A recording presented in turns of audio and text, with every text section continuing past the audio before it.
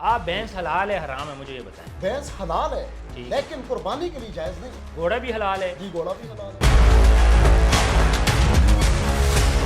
پھر تو اس صورت میں آپ گھوڑے کی قربانی بھی کر سکتے ہیں۔ قرآن پاک کے اندر جن کا ذکر ہے وہ 4 جانور۔ جب پاکستان کے اندر ایک حلال جانور موجود ہے جس کا ہم دودھ بھی پیتے ہیں، جس کا ہم گوشت بھی نارمل ڈیز میں کھاتے ہیں، تو قربانی کے ٹائم پہ آپ یہ بات بول رہے ہیں جس کی قربانی نہیں ہو سکتی۔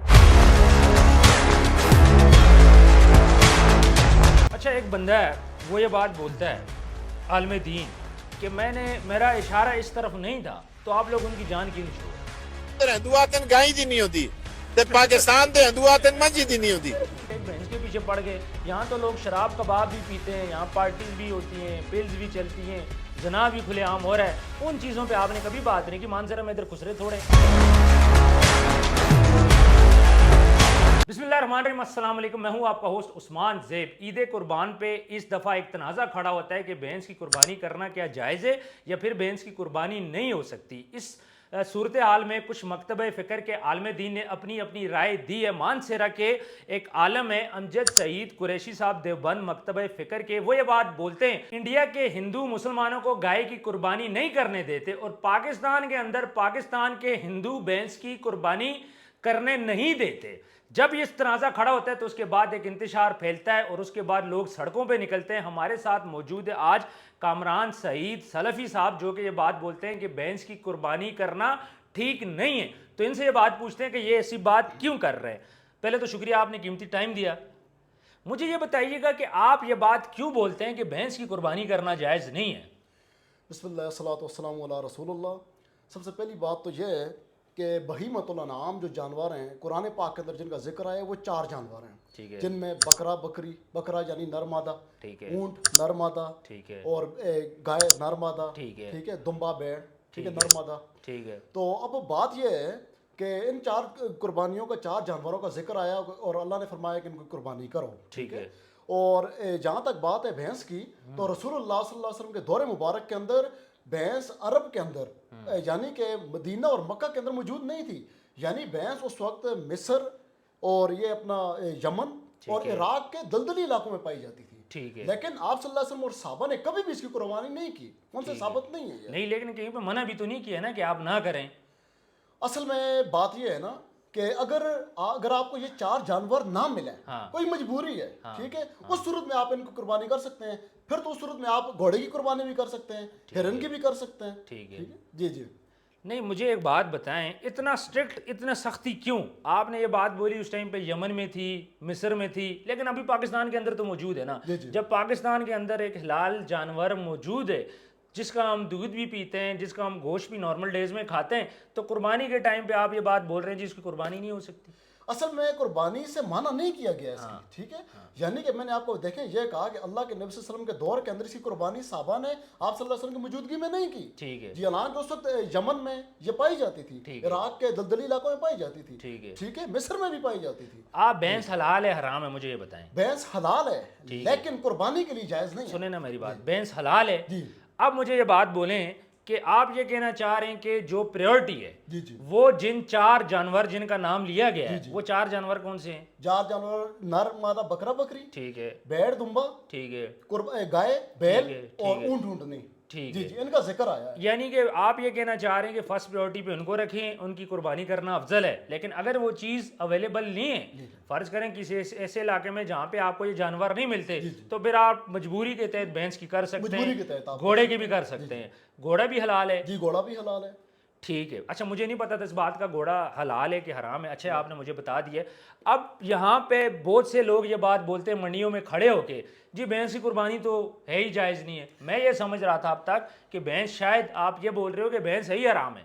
پہلی بات تو یہ علماء دین جنہوں نے سب سے پہلے اس بات سے منع کیا تھا کہ بھینس کی قربانی نہیں ہے، انہوں نے جب بات کی تھی قرآن اور حدیث کی روشنی میں دلیل دی تھی، منڈی کے اندر کھڑے ہو کر انہوں نے ان 4 جانوروں کا ذکر بھی کیا تھا اور انہوں نے دلیل بھی دی تھی، اور انہوں نے گالی کا استعمال نہیں کیا تھا۔ اب جس طرح آپ دیکھ رہے ہیں، دیکھیں علماء دین، آپ ساتھ یہ ورڈ بھی استعمال کر رہے ہیں، دین جو ہے، علماء دین جو ہوتے ہیں، یہ اسلام کے جو علماء دین ہیں یہ انبیاء کے وارث ہیں، ऐसा ही है, जी, बिल्कुल अंबिया ऐसा के वारिस होते इन्होंने हैं। हमें जी, इस्लाम सिखाना है ना। इस्लाम के ये रोशन मीनार होते हैं। बिल्कुल ऐसा। अगर एक आलम दीन जो गाली देता है और वो उस जानवर को भी गाली देता है कि जिसका वो कह रहा है कि वो कुर्बानी जायज़ है, आप ये यकीन माने कि नबी सल्लल्लाहु अलैहि वसल्लम ने फरमाया कि जो शख्स गाली देता है वो मुनाफिक है। लेकिन इस वीडियो जो क्लिप मैंने इनका देखे उसमें तो उन्होंने गाली कोई भी नहीं दी। गाली दी है सर, गाली भी दी है। वो बात की बात है एडिटिंग करके इन्होंने क्या किया है। ठीक अच्छा। है जी।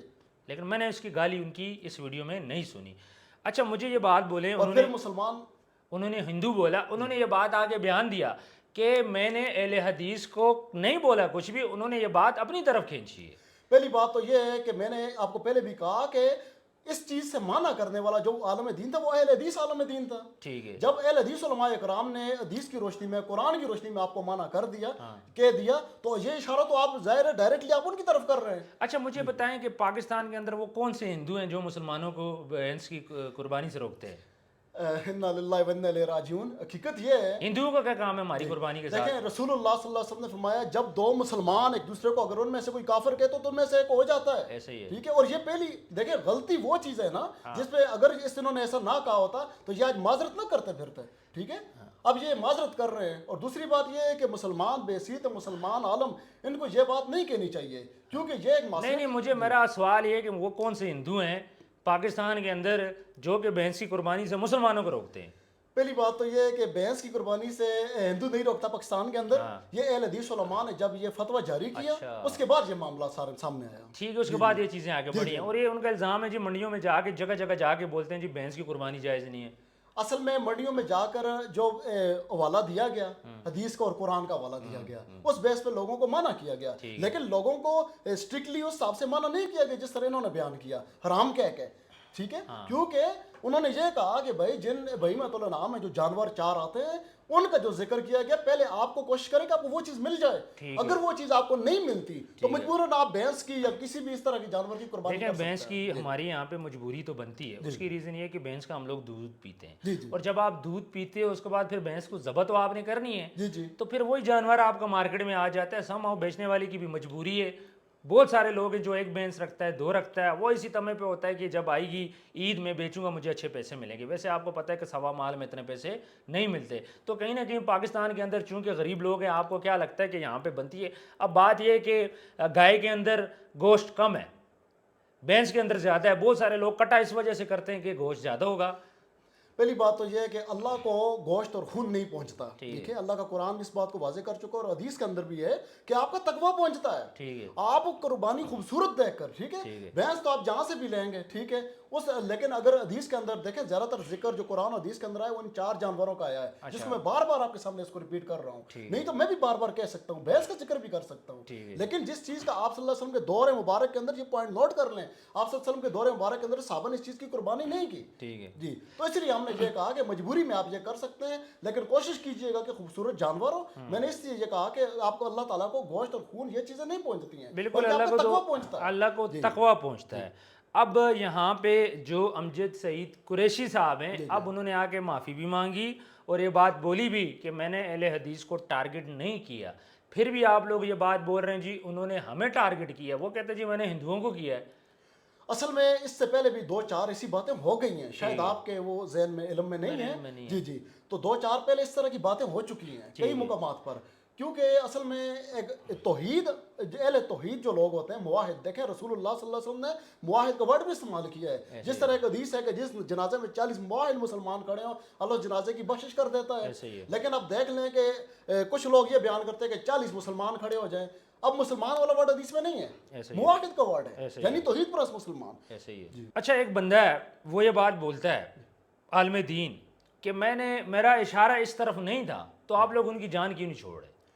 लोग सड़कों पे निकल आए, पूरे पाकिस्तान के अंदर एहतजाज हो रहा है। एक बात उन्होंने कर दी, बोल भी दिया, चले उन्होंने आप लोगों को बोला, लेकिन आके उन्होंने इस बात की नफ़ी कर दी कि भाई मैंने नहीं बोला, मैंने तो एक जर्नल बात की है, इनको टारगेट नहीं किया। तो आप लोग फिर भी उनके पीछे पड़ गए।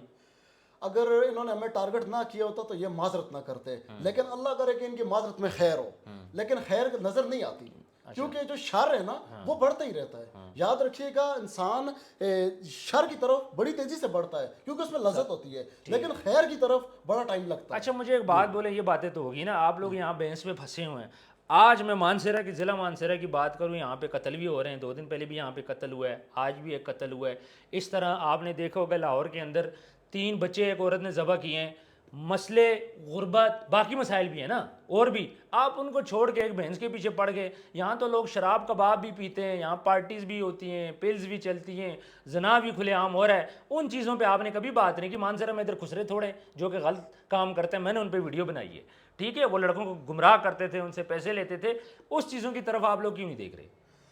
اصل میں بات یہ ہے جی، معاشرے کی اصلاح بڑی چیز ہے نا. صحیح ہے. جب آپ لومڑی سے دین سیکھتے ہیں نا تو آپ آہستہ آہستہ یہ سمجھنا شروع کر دیتے ہیں کہ مرغی چوری کرنا ثواب کا کام ہے. ٹھیک ہے. جب ایک عالم دین گالیاں، بدعات، خرافات اور اس قسم کی چیزیں ممبر رسول پر کھڑے ہو کر بیان کرے گا تو آپ کو کیا لگتا ہے معاشرہ کس طرف جائے گا؟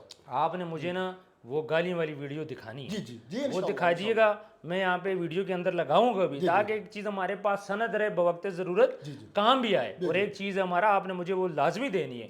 مجھے آخر میں یہ بتائیے گا کہ اس چیز کا جو یہ ابھی کنٹروورسی بنی ہے بینس والی، معاشرے پہ کیا اثر پڑے گا؟ اصل میں معاشرے پہ اثر اس حساب سے پڑے گا. دیکھیے آج ہمارے معاشرے کی جو حالت ہے وہ یہ ہے کہ جب کوئی ایسا معاملہ، کوئی ایسی آزمائش اللہ کی طرف سے ہم پہ آتی ہے، ہم لوگوں کو گھر میں پنکھا نظر آ جاتا ہے، رسی نظر آتی ہے، لیکن قرآن نظر نہیں آتا گھر میں رکھا ہوا. آج ہمارے معاشرے کے حالات اس قسم کے ہیں. اور دوسری بات یہ ہے کہ جب انسان جینے کا مقصد چھوڑ دیتا ہے اور جب ضرورت کو جب انسان مقصد بنا لیتا ہے پھر بندے کے ساتھ ایسے حالات پیش آتے ہیں. کامران صاحب بہت بہت شکریہ، آپ نے قیمتی وقت دیا. ویورز بڑی عجیب سی بات ہے کہ ہمارے یہاں پہ مختلف قسم کے مکتبہ فکر بن گئے اور ہر بندہ اپنی رائے دے رہے. ہر جو ہمارا عالم ہے وہ اپنی رائے دے رہے، اپنے دماغ کے مطابق، اپنے علم کے مطابق. جہاں بینس کا مسئلہ ہے، جہاں گائے کا مسئلہ ہے، یہ چیزیں تو میرا خیال ہے کہ سائڈ بائی سائڈ چل رہی ہیں، لیکن معاشرے کے اور بھی بہت زیادہ پہلو ہیں جن پہ بات کوئی نہیں کر رہا، جس کے اوپر ہمیں اور خاص طور پہ ہمارے علماء کو بات کرنے کی ضرورت ہے. کامنٹ سیکشن میں اپنی رائے ضرور دیجیے گا. ملتے ہیں نیکسٹ ویڈیو میں. اللہ حافظ.